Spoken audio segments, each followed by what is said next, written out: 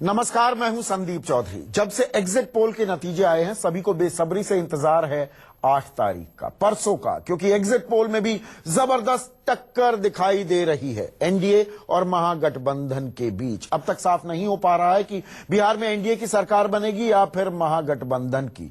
लेकिन जिस तरह से न्यूज 24 टुडे चाणक्य का एग्जिट पोल सामने आया है, उसको अगर सही माना जाए, वो एग्जिट पोल है, सही निकलता है ज्यादातर वक्त, लेकिन नतीजों का भी हम इंतजार करेंगे। लेकिन अगर उस एग्जिट पोल को सही माना जाए तो एक बात सामने आई है कि बिहार में जाति की राजनीति खत्म हो गई है।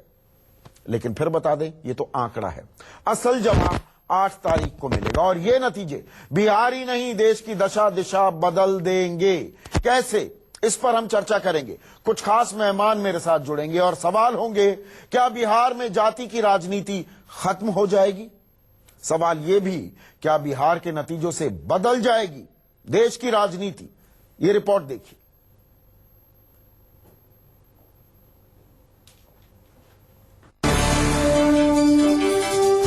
बिहार विधानसभा 2015 चुनावों के नतीजे तो 8 तारीख को सामने आ जाएंगे, लेकिन उससे पहले आए एग्जिट पोल के आंकड़ों ने सियासी सुरमाओं की नींद उड़ा दी। एग्जिट पोल के नतीजों में भी कांटे की टक्कर दिखाई दी है, जिसमें कई चैनल ने महागठबंधन को बढ़त दिखाई। वहीं अब तक के सबसे सटीक नतीजे देने वाले न्यूज 24 टुडेज चाणक्य के एग्जिट पोल ने एनडीए को 155 सीट देकर सियासी माहौल को रोचक बना दिया।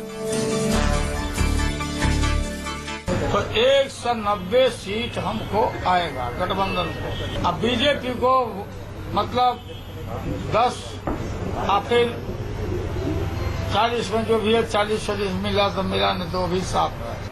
शुरू में लग रहा था पता नहीं क्या आएगा, लेकिन मेहनत के बाद अभी साफ दिखा कि हम बहुमत से जीत रहे हैं। और मैं आपसे कह रहा हूं, ये बिहार की जनता है। 155 टुडे चाणक्य ने एग्जिट में दिया है, ये और बढ़ेंगे हम 150। न्यूज 24 टुडेज चाणक्य के आंकड़ों को अगर सही माने तो ये साफ हो गया कि इस बार बिहार में जाति का समीकरण नहीं चल पाया, क्योंकि न्यूज 24 टुडेज चाणक्य के एग्जिट पोल में जातीय वोटिंग पैटर्न में साफ दिखाई दिया है कि अनुसूचित जाति और ओबीसी के एक बड़े तबके ने एनडीए को वोट दिया। यानी एनडीए में मांझी, पासवान और उपेंद्र कुशवाहा का फैक्टर काम कर गया। ना तो ओबीसी कार्ड चला और ना ही ईबीसी, जबकि इसके उलट एनडीए ओबीसी ईबीसी में सेंध लगाने में कामयाब रही। ये सच है कि बिहार की नतीजे देश की राजनीति को बदल देंगे, क्योंकि अगर एनडीए जीतता है तो मोदी जादू का इस्तेमाल उत्तर प्रदेश में फिर से किया जाएगा। दूसरी तरफ नीतीश लालू का सियासी भविष्य भी तय हो जाएगा। लेकिन उसके उलट अगर महागठबंधन को जीत मिलती है तो मोदी की मुश्किल बढ़नी तय है। उन सभी सवालों के जवाब देने होंगे जिन्होंने बिहार चुनाव को देश का सबसे कसैला चुनाव बना दिया। Bureau report, news 24। और मेरे साथ चर्चा में जुड़ चुके हैं बीजेपी के राष्ट्रीय प्रवक्ता अनिल बलूनी, आरजेडी के प्रवक्ता मृत्युंजय तिवारी मेरे साथ हैं, संघ में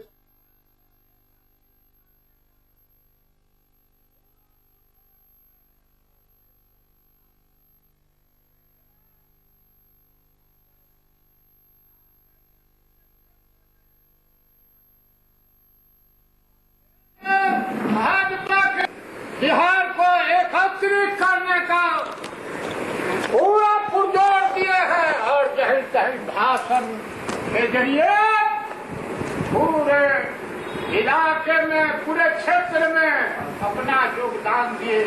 और एक भाजपा के माननीय प्रधानमंत्री जी बिहार दौरा में आए थे और शानदार चारों बार में उन्होंने आने गए तो कहे कि हम इतना पैसा 50 लाख। ये थोड़ा आपको हम कॉमिक रिलीफ दे रहे थे। लालू के ही समर्थक हैं, लालू के सामने उन्हीं की नकल उतार रहे थे। लेकिन अब गंभीर मुद्दे पर चर्चा। मेरे साथ बीजेपी के राष्ट्रीय प्रवक्ता अनिल बलूनी, आरजेडी के प्रवक्ता मृत्युंजय तिवारी, संघ के जानकार राकेश सिन्हा मेरे साथ जुड़ेंगे और कांग्रेस की तरफ से मोर्चा संभालेंगे नदीम जावेद भी। लेकिन अनिल, कल जो हमने एग्जिट पोल दिया है उसके आंकड़ों को अगर हम सही माने, नतीजा भी आने बाकी है, हम ये बात लगातार कह रहे हैं अपने दर्शकों से, पर इन आंकड़ों को सही माने तो ये जात पात को लेकर, और बिहार की बात हो तो जाति सबसे ऊपर आ जाती थी। ये दिल्ली में बैठे मेरे जैसे पत्रकार, जिसमें मैं खुद को भी शामिल करता हूं, हम कुछ ज्यादा तरजीह तवज्जो दे रहे थे क्या बिहार को? जाति को लेकर, जाति का चश्मा पहनकर देख रहे थे क्या बिहार को?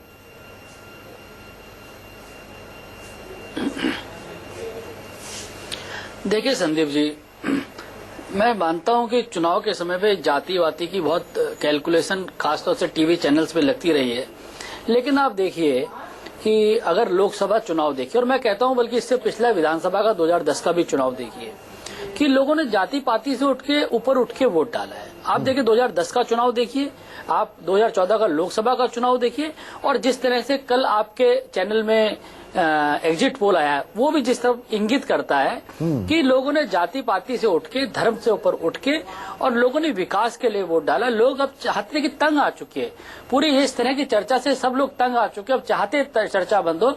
और मैं लगातार आपके चैनल पे बैठा, बल्कि आप कई पत्रकारों से मेरी बात होती थी, मैं कहता रहा था कि युवा पूरी तरह से भारतीय जनता पार्टी एनडीए के साथ जा रहा है। वो यूथ कम से कम जाति पाति के खेल में नहीं फंसता है, और आप देखिए वही हो रहा है। मैं शुरू से 150 के आंकड़े से ऊपर की बात करता रहा हूं। अगर अनिल एक बड़ा अगर है इसमें, अगर महागठबंधन जीत जाता है, आप इसी स्टैंड पर कायम रहेंगे कि आज का यूथ वो जात पात पर नहीं, एक एजेंडा, एक आकांक्षा, एक उम्मीद, एक एस्पिरेशन को लेकर वोट करता है? आप अपनी बात पर कायम रहेंगे क्या? बिल्कुल। देखिए संदीप जी, मैं जो बात कह रहा हूं, क्योंकि मैं कल फिर आप लोगों के साथ बैठने वाला हूं, मैं पार्टी का प्रवक्ता हूं, रोज आपके साथ बैठता हूं, आज कुछ कह के भाग नहीं सकता कल। मैं आपको विश्वास के साथ कहता हूं कि मैंने जितना बिहार में देखा है, इस बार भी लोग जाति पाति के नाम पर वोट नहीं डालने वाले, लोग विकास के नाम पर वोट डालने वाले, लोग देश को आगे बढ़ाने के लिए वोट डालने वाले। और देखिएगा आप देखिएगा 150 से बड़ा चुनाव है ये 150 जो आपने दिया यहाँ तक नहीं रुकेगा, मैं मानता हूँ। और देखिएगा आप, भारतीय जनता पार्टी एनडीए का गठबंधन अच्छी सीटें ले जाएगा। हम लोग आश्वस्त हैं बिल्कुल, और हम बिहार की जनता को प्रणाम करते हैं जिस तरह से उन्होंने मतदान किया, बड़े स्तर पे ऐतिहासिक मतदान किया है। चुनाव आयोग का भी धन्यवाद करते हैं जिन्होंने बहुत ही फ्री एंड फेयर पोल कराया है। निश्चित तौर पर देखिएगा 8 तारीख का दिन, अब कुछ ही घंटे बचे हैं, काउंटडाउन शुरू हो चुका है। आप देखिएगा भारतीय जनता पार्टी को 150 से बड़ा चुनाव है, मैं आपको बोल चुका हूं, और जाति पाति से ऊपर उठ के चुनाव डाला है, विकास के लिए डाला है, नए बिहार के लिए वोट डाले। मृत्युंजय तिवारी, क्या आप ये बात मानेंगे कि 2015 में बिहार बदल गया है? जी, हम जात पात कड़वी हकीकत बताते थे, भाई बिहार की कड़वी हकीकत है, जब बिहार की चर्चा हो तो मुस्लिम, यादव, कियोरी, कुर्मी, कौन कहां जाएगा, कैसे जाएगा, क्या उससे आगे बढ़ता दिख रहा है आपको बिहार? आप इत्तेफाक नहीं रखेंगे हमारे एग्जिट पोल से, लेकिन इन आंकड़ों को आप किस तरह से इनका विश्लेषण करेंगे? जात पात गौण हो रही है क्या, या ये एक यूटोपिया है, ये मृग तृष्णा है?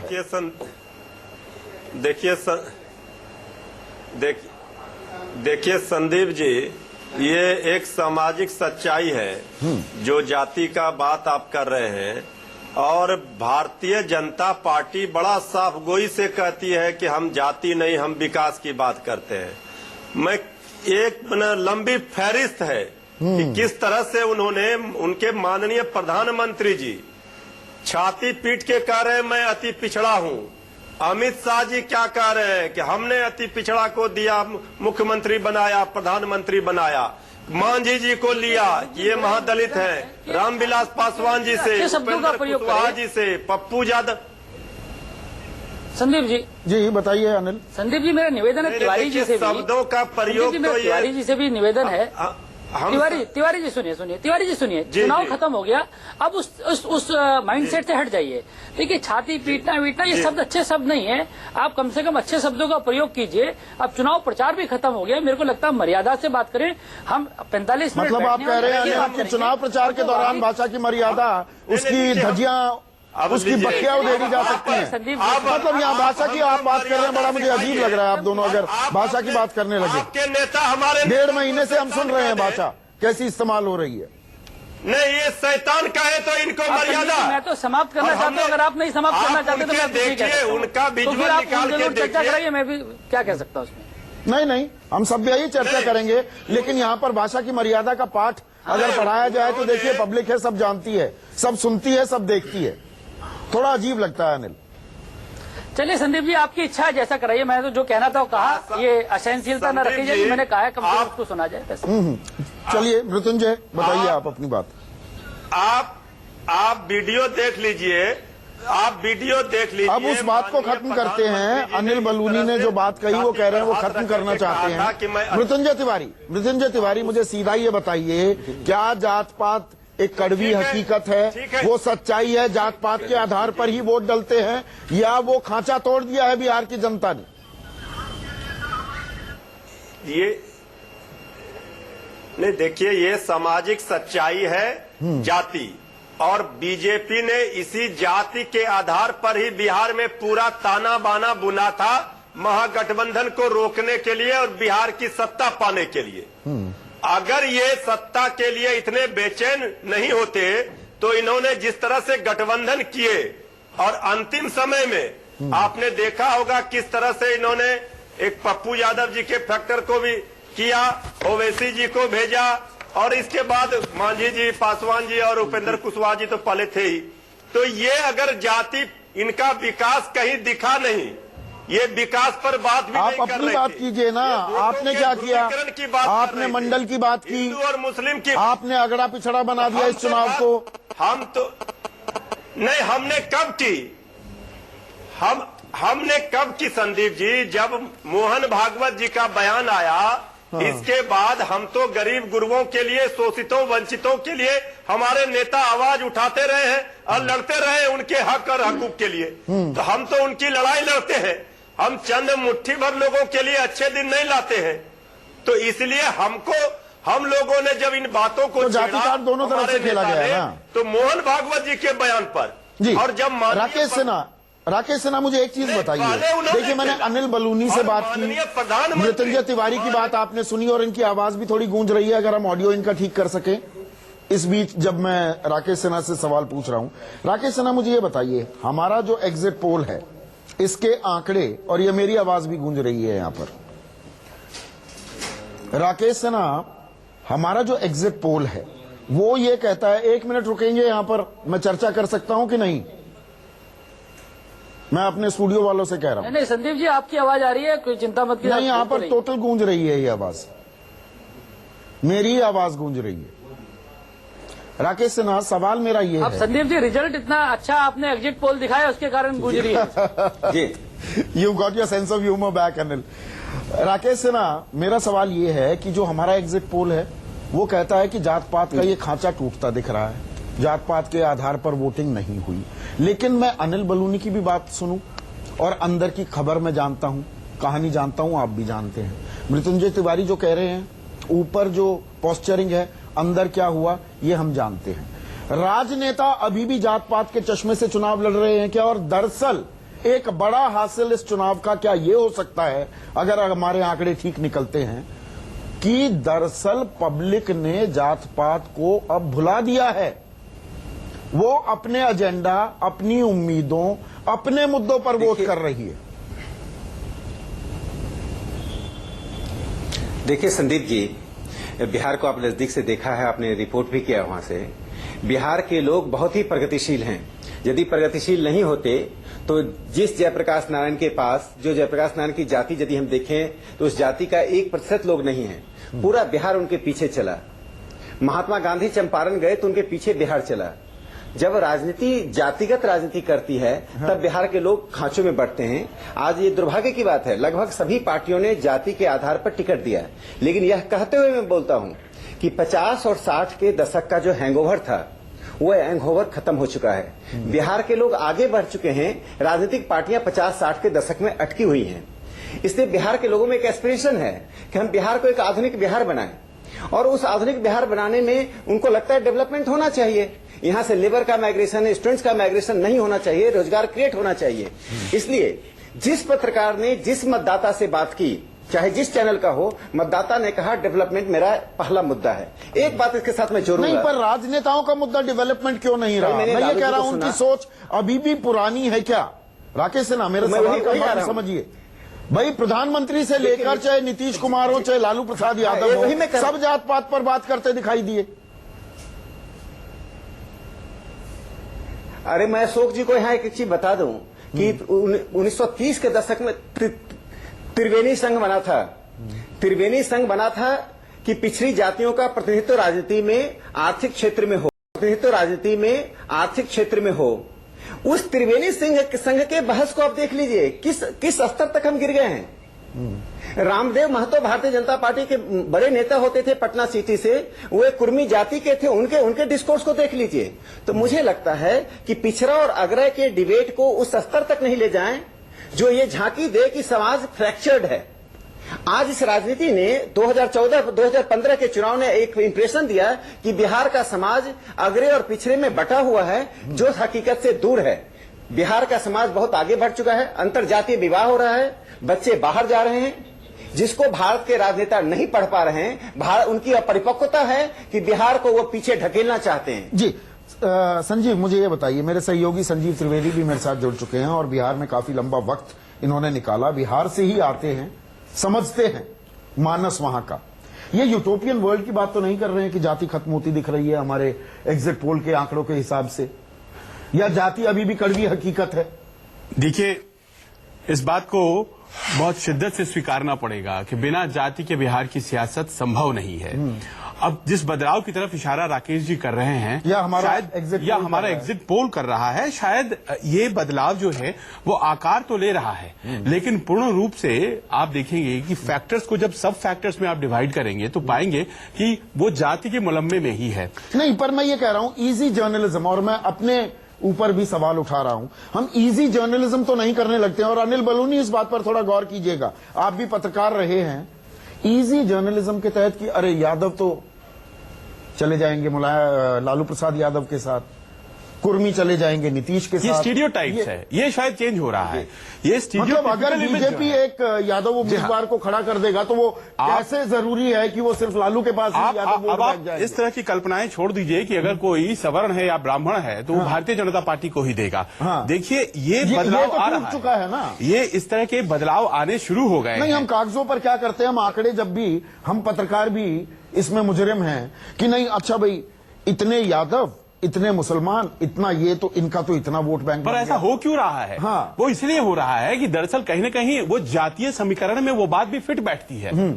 आज की तारीख में अगर मान लीजिए बक्सर में कहा जा रहा है कि एक ब्राह्मण उम्मीदवार जो आता है महागठबंधन की तरफ से, वो दूसरे ब्राह्मण उम्मीदवार को टक्कर दे रहा है, तो शायद वहां पर ब्राह्मणों को खड़े करने की जो वजह थी आरजेडी के द्वारा या महागठबंधन के द्वारा, वो ये थी कि उन्हें दूसरे का समर्थन मिलेगा तो वो जीत जाएंगे अपनी जाति के वोटों से। तो ये ना समझें आप कि आरजेडी से अगर कोई सवर्ण खड़ा हो रहा है तो टूट चुका है। और जो बात मिथिलेश तिवारी कह रहे हैं, भूल जाते हैं इस बात को कि पहली दफा बैकवर्ड फॉरवर्ड की लड़ाई है। ये बात लालू यादव ने तब कही थी जब वो तेजस्वी यादव के जो नॉमिनेशन था उसमें गए थे। उस वक्त तक भागवत जी का बयान नहीं आया था। ये सब तो हिस्ट्री की बातें हैं, रिकॉर्ड की बातें हैं, रिसेंट हिस्ट्री की बात है। बैकवर्ड फॉरवर्ड की जो लड़ाई करवाई सवाल, धनंजय शर्मा कांग्रेस से हमारे साथ जुड़ चुके हैं। मुझे ये बताइए सर, ये मतलब क्या जात किसी एक नेता की बपौती होती है? हम पुराने जमाने से आगे नहीं बढ़ गए हैं क्या? एक ही आदमी की बात क्यों मानी जाए, या एक ही पार्टी की क्यों मानी जाए? और जो गांव देहात में, मैं भी गांव से आता हूं, आपस में ही एक ही समुदाय में इतने मनमुटाव होते हैं। ये सरलीकरण तो नहीं हो रहा है? और क्या ये टूटता दिख रहा है जो टुडेज चाणक्य न्यूज 24 का एग्जिट पोल भी कहता दिख रहा है? देखिए, अभी राकेश जी कुछ सिटी के स्वर्गीय रामदेव महतो जी का हवाला दे रहे थे किसी जात से रेफरेंस दे करके। तो सबसे पहले मैं बता दूं कि वो कुर्मी जाति से नहीं थे। मेरे जानकारी के हिसाब से कुशवाहा समुदाय से ताल्लुकात रखते थे। दूसरी बात, कोयरी मैं दूसरी बात मैं बताना चाहता हूं कि जो अभी 5वें चरण का चुनाव कल संपन्न हुआ, और जो आप एग्जिट पोल दिखा रहे हैं, एग्जिट पोल पर मुझे कुछ नहीं कहना, कोई टिप्पणी मैं नहीं करूंगा। लेकिन एक बात मैं कह रहा हूं कि पूरे पार्लियामेंट्री डेमोक्रेसी में, इलेक्टोरल प्रोसेस में, चाहे आप जिन जातियों को मुलम्मे में बांध दीजिए, जिनको जहां आप बांध दीजिए, ये आपके अपनी सुविधा अनुसार बातें हो सकती है। लेकिन गांवों में आप एक बात महसूस करिए कि बूथों पर 90 के दशक, 90 के पूर्व के दशक में जो हिंसा होता था, उस तरह का हिंसा ना होना। एक ही जाति का कोई गांव नहीं है। हर जो गांव है, उस गांव में सभी तरह के जातियों का लगभग समीकरण है, वहां निवास करते हैं 10, 15, 20 जातियां, उपजातियां, इस तरह से मिला करके गांव बनता है। तो मैं आपको बताना चाहता हूं कि कहीं न कहीं जाति का बंधन तो टूटा है जी। आप अपने सुविधानुसार उसका तर्क जरूर गढ़ें, लेकिन बिहार को इस दिशा में आगे ले जाने में आदरणीय नीतीश कुमार जी जो छोड़िए, वो चुनावी रैली में तब्दील ना कीजिए इस चर्चा को। आप ये मान रहे हैं कि ये जाति का ढांचा कुछ न कुछ टूटता दिख रहा है। एक छोटा सा ब्रेक लेंगे धनंजय जी, एक छोटा सा ब्रेक लेंगे। बड़ा सवाल अभी मैं उठाने वाला हूं कि ये बिहार के नतीजे देश की राजनीति की दशा और दिशा किस हद तक बदल सकते हैं। सबसे बड़ा सवाल में बात कर रहे हैं बिहार चुनाव की नतीजे परसों यानी 8 तारीख को आ जाएंगे। हमारे साथ बीजेपी के राष्ट्रीय प्रवक्ता अनिल बलूनी, संघ विचारक राकेश सिन्हा, कांग्रेस की तरफ से धनंजय शर्मा, आरजेडी के प्रवक्ता मृत्युंजय तिवारी और स्टूडियो में मेरे सहयोगी डॉक्टर संजीव त्रिवेदी मेरे साथ बने हुए हैं। अनिल, अब अमूमन किसी भी राज्य के चुनाव का केंद्र की सरकार पर असर बड़ा बेमानी लगता है कि क्यों चर्चा कर रहे हो, लेकिन अगर हमारा एग्जिट पोल ठीक निकलता है तो ठीक है, बल्ले बल्ले बीजेपी की, और आप अग्रेसिवली अपने एजेंडे पर चल सकते हैं। लेकिन फर्ज कीजिए उलट तस्वीर आ जाती है, इसका कितना इंपैक्ट पड़ेगा भी क्या केंद्र सरकार पर? अनिल,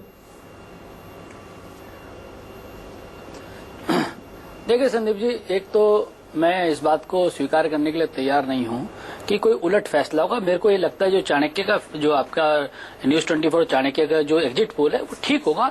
और हम शुरू से, पहले दिन से, आपके यहाँ कई पत्रकारों से मेरी लगातार न्यूज 24 में भी बात होती थी, तो मैं कहता था 150 से ऊपर हम लोगों का ये चुनाव 150 से पलट तस्वीर आ गई तो क्या होगा? हम लगातार नहीं, सुनिए, मैं इसी पे आ रहा हूँ। लगातार हम लोग चर्चा कर रहे हैं, रोज मैं डिबेट्स पे बैठता हूँ। संदीप जी इस बात को कहते हैं कि भाई अगर मान लीजिए चुनाव हमारी तरफ से कुछ खराब होता है या चुनाव कुछ विपरीत रहता है तो देश के अंदर अराजकता बढ़ेगी, ये लोग जो हमारे विकास का एजेंडा है उसको डिरेल करने की कोशिश करेंगे और देश में जिस तरह की राजनीति होगी कभी देखी नहीं गई होगी। और अगर हम जीतते हैं तो उस स्थिति में देश विकास के एजेंडा पे चलेगा। और अब देखिए संदीप जी, बिहार की जनता इतनी समझदार जनता है, इतना चीजों को भांप लेती है, उन सबको पता है कि ये चुनाव ठीक करना बहुत जरूरी है, क्योंकि हर आदमी चाहता है कि देश के अंदर विकास हो, देश आगे बढ़े। इसलिए भारतीय जनता पार्टी को, तो आप अस्थिरता की जो बात कर रहे हैं अनिल बलूनी, जो चाणक्य का सर्वे, अनिल जो आप अस्थिरता की बात कर रहे हैं, अगर पलट तस्वीर आती है, विपरीत तस्वीर आती है, क्या आप ये इशारा कर रहे हैं कि फिर विपक्ष लामबंद हो जाएगा, सड़कों पर और उतरेगा हर मुद्दे पर? अभी तो आप संसद में जरूरी बिल नहीं पास करा पा रहे हैं, ये बात और बढ़ जाएगी क्या?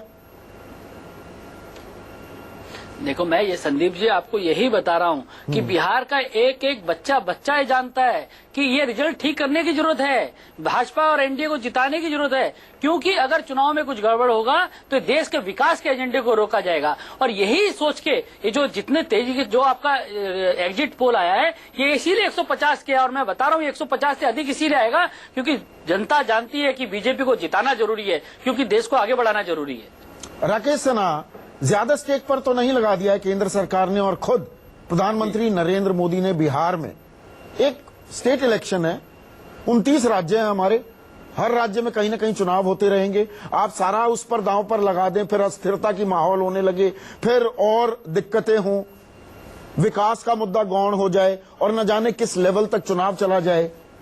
ये कहीं ना कहीं बीजेपी की अपनी क्रिएशन तो नहीं है ये सिचुएशन?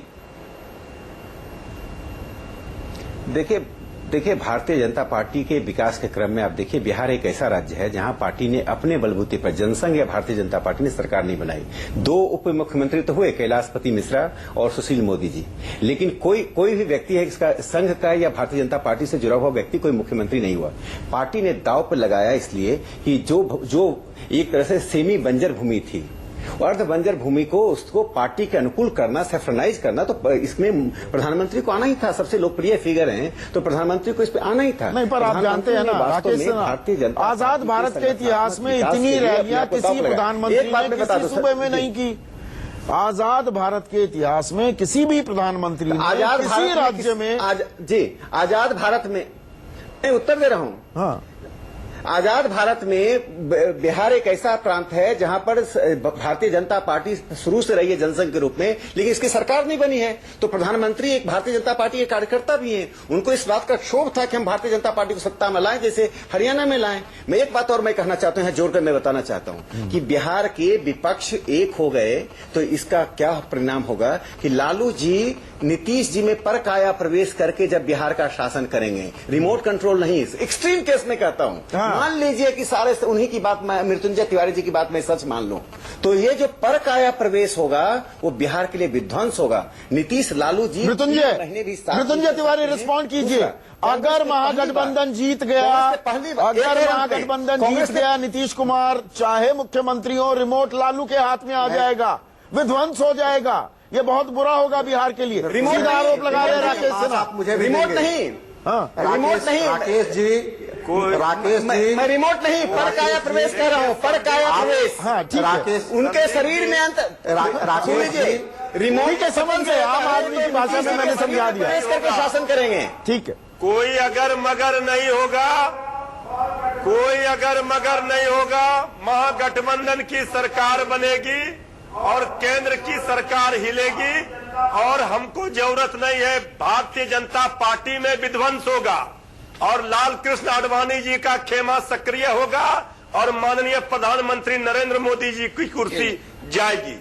ये विध्वंस बिहार में नहीं होगा, नहीं। ये विध्वंस केंद्र की सत्ता पर होगा। तिवारी जी, और महागठबंधन, सुनिए, चुनावी भाषण नहीं हो रहा है, सुनिए। आज ही एक अंग्रेजी दैनिक में तेजस्वी यादव का इंटरव्यू छपा है, जिसमें लिखा गया, तिवारी जी सुन लीजिए, चुनाव के माइंडसेट से हटिए। तिवारी जी सुन लीजिए, हाँ सुन लीजिए। आज ही इंटरव्यू तेजस्वी यादव का छपा है, जिसमें कहा गया है कि लालू जी नीतीश जी के गार्डियन होंगे और लालू जी अब दिल्ली की राजनीति में जाएंगे। ये गार्डियन ही तो रिमोट कंट्रोल होता है ना क्रूड भाषा में। ये गार्डियन चीफ मिनिस्टर का कब से होने लगा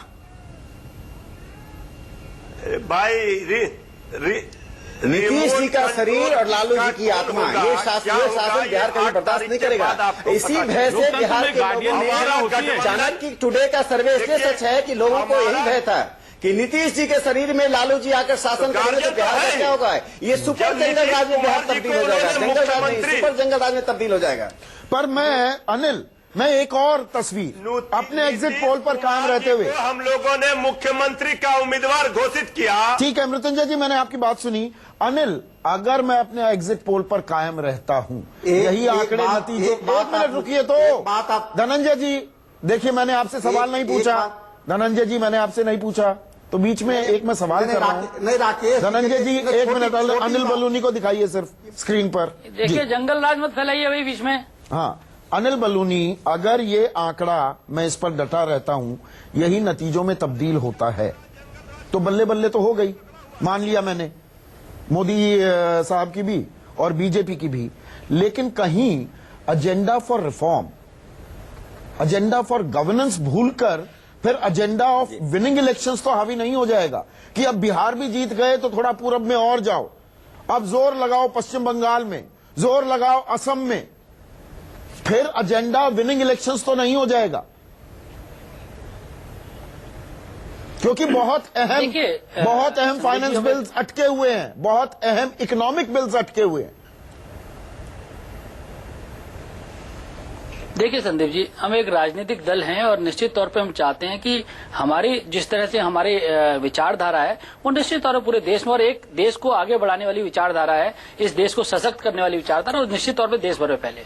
आप देखिए, अगर जहां तक हम चुनाव जीतने की बात करें, चुनाव निश्चित तौर पे जीत रहे हैं, और ये जो जितने भी हमारे इम्पोर्टेंट बिल हैं, जितने हमारे विधेयक हैं, इस सब को पास करेंगे और देश को आगे बढ़ाने के लिए। देखिए आज देखिए प्रधानमंत्री जी ने कितनी बेहतरीन चीजें कही हैं। अगर आप उस कॉन्क्लेव में आपने सुनाओ, हम जिस तरह से बढ़ रहे हैं लगातार, जिस तरह ईज ऑफ बिजनेस में हम लोगों ने 12 अंक की छलांग लगाई है, जिस तरह से हिंदुस्तान में ग्रोथ रेट बढ़ रहा है, जिस तरह से दुनिया भर की एजेंसीज कह रही है कि हम आगे बढ़ रहे हैं, तो निश्चित तौर पर यह एजेंडा हमारा जारी रहेगा। देश में क्या स्थिति है, विश्व गुरु बनाने की हमारी, पूरा देश में क्या स्थिति है। अरे तिवारी जी, क्यों जंगल राज फैलाते हो?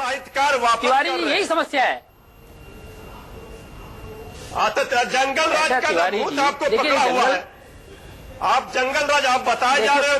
जी उनको बोलने दीजिए, आपसे भी सवाल है। तो लालू प्रसाद, देखिए अभी तो लालू प्रसाद जी कह रहे हैं कि दोनों बेटों को उप मुख्यमंत्री बनाइए। अभी तो जंगल राज की शुरुआत हो जाएगी, अगर जीतने नहीं है, जीतने वाले भी नहीं है। मृत्युंजय तिवारी पर की मांगे शुरू, आप ये बताइए, फर्ज कीजिए आपकी सरकार बन जाती है, क्या एक ये बड़ा डर, मृत्युंजय जी बात तो सुन लीजिए, मृत्युंजय जी बात सुनेंगे कि नहीं? हम मुख्यमंत्री बनाएंगे कि प्रधानमंत्री बनाएंगे? बात सुन लीजिए ना, सुन लीजिए, सुनना भी एक कला है। बाकी तो आपने सुना लिया चुनावी रैलियों में जितना सुनाना था। मृत्युंजय तिवारी, आपकी सरकार बन जाती है, क्या एक बड़ा डर ये रहेगा, इतनी खलिश, इतनी तलखी, इतनी हिटिंग बिलो द बेल्ट हुई इस चुनाव में कि भाई केंद्र में तो अभी है ना, 3.5 साल सरकार है नरेंद्र मोदी की, राज्य में आपकी सरकार होगी, तो केंद्र और राज्य में समन्वय एक बड़ी दिक्कत हो जाएगी क्या? ये डर है क्या आपको, या संभाल लेंगे, पाट लेंगे? कहीं कोई देखिए, कहीं कोई दिक्कत नहीं होगा, जो संवैधानिक व्यवस्था है। लेकिन जो भारतीय जनता पार्टी का व्यवहार रहा है बिहार के प्रति, और हमारे नेताओं को, आदरणीय श्री नीतीश कुमार जी को डीएनए पर सवाल खड़ा किया गया, लालू प्रसाद जी को शैतान कहा गया, इस बात को दर्शाता है कि ये लोग एन केन प्रकारेण चाहते हैं इस बात कि लालू प्रसाद जी और नीतीश कुमार जी को रोके, क्योंकि वो जानते हैं कि बात, अरे आप अभी 8 तारीख तक इंतजार कर लीजिए। ये आप जो है लालू प्रसाद यादव की पार्टी के लोग हमको अगर ज्ञान देंगे कि कैसी भाषा और कैसी शब्दावली का प्रयोग करना है, तो इससे दुखद बात कोई नहीं होगा। धनंजय शर्मा, मुझे ये बताइए, बीजेपी कहती है सबका साथ सबका विकास। फर्ज कीजिए आपकी सरकार महागठबंधन की सरकार बनती है तो सबका साथ सबका विकास होगा। ऐसा तो नहीं कि बिहार के साथ सौतेला व्यवहार किया जाए? क्या ये डर है, ये लाजमी है क्या, ऐसा संशय जाहिर करना? संदीप जी, मैं एक बात आपसे सबसे पहले विनम्रता पूर्वक कहना चाहता हूं कि राकेश जी संघ के विचारक हैं, एक अच्छे पढ़े लिखे आदमी हैं, लेकिन सबसे पहले उन्होंने जो कहा कि बिहार का जो मैंडेट आएगा, अगर वो परिणाम उनके खिलाफ जाएगा तो उसका वो जो दोषारोपण कर रहे हैं कि बिहार की जनता जो मैंडेट देने वाली है, उस मैंडेट का स्वागत करने के बजाय ये अपने अंदर से बनाए हुए जो इनके एजेंडे हैं और जो इनके मन के अंदर की, इनके विचारधारा का जो मन का आकांक्षा है, उसको ये बिहार के ऊपर थोपना चाहते हैं। तो सबसे पहले मैं, चाहे वो किसी विचारधारा के हों, मैं कहना चाहूंगा कि अगर डेमोक्रेसी में उनको भरोसा है तो अपने विचार को थोपने के बजाय लोकतंत्र में जो जनता के द्वारा दिया गया जनमत है उसको स्वीकार करना सीखना चाहिए। सबसे पहले बात तो यह है। दूसरी बात कि आप संदीप जी जो जिस एजेंडे पर आ रहे हैं, उस कृपया वो सवाल हम सुन नहीं सके, आप मुझे दोहराएं, मैं उसका बेहतर उत्तर करने का प्रयास करूंगा। मैं ये पूछ रहा हूं आपसे, केंद्र और राज्य में समन्वय बना रहेगा? फर्ज कीजिए महागठबंधन की सरकार बन जाती है बिहार में। छोटा सा जवाब चाहूंगा, मुझे कार्यक्रम खत्म करना है। बिल्कुल, नीतीश कुमार जी एक बेहतर मुख्यमंत्री हैं, लोकप्रिय मुख्यमंत्री हैं, बेहतर शासक प्रशासक हैं, जो अपने निर्णयों से बिहार की जनता को डेवलपमेंट के रास्ते पर ले जाना चाहते हैं। बिहार के इंफ्रास्ट्रक्चर को डेवलपमेंट प्रोसेस मोड में वो ले गए हैं। आप सवाल का जवाब नहीं दे रहे हैं और वक्त खत्म होता जा रहा है। उनके तरफ से पाटने का और बिहार के हक लेने का नीतीश कुमार जी ने संभव प्रयास रहेगा। जिस नीतीश कुमार जी ने एक चेक वापस कर दिया गुजरात सरकार की, जिनके मन में इतनी कठोरता का भाव हो, वो केंद्र राज्य संबंध की बात उनसे पूछ रहे हैं। बिहार को एक आइलैंड बना देना चाहते हैं। बिहार को राजनीतिक, सामाजिक, सांस्कृतिक दृष्टि से आइलैंड बनाना चाहते हैं। बिहार तो मुख्य धारा का राज्य है 18 महीनों और ये बिहार देखिए आप ये बिहार में ये सवाल कितने अहम है, इसका अंदाजा आप इस क्रॉस टॉक से लगा सकते हैं कि बिहार को लेकर कैसे तलवारें खिंची हुई हैं अगर नतीजे विपरीत आते हैं। हमारा एग्जिट पोल साफ कह रहा है कि एनडीए, बीजेपी के अगुवाई वाला गठबंधन बड़ी आसानी से सरकार बना लेगा, लेकिन इसके पलट अगर नतीजे आए तो किस तरह की तनातनी होगी, उसकी एक वानगी आपने देख ली है। आप सभी का बहुत बहुत शुक्रिया। अनिल बलूनी, राकेश सिन्हा, मृत्युंजय तिवारी, धनंजय शर्मा, संजीव जैसे त्रिवेदी। दिल्ली में जो सरकार रहती है वो बिहार में नहीं होती है और बिहार में जो होती है वो आज दिल्ली में नहीं होती है। चलिए नियम ये भी देखते कहता हैं, है। इतिहास दोहराता है अपने आप को या नया इतिहास रचा जाता है। आज सबसे बड़ा सवाल में बस इतना ही। नमस्कार।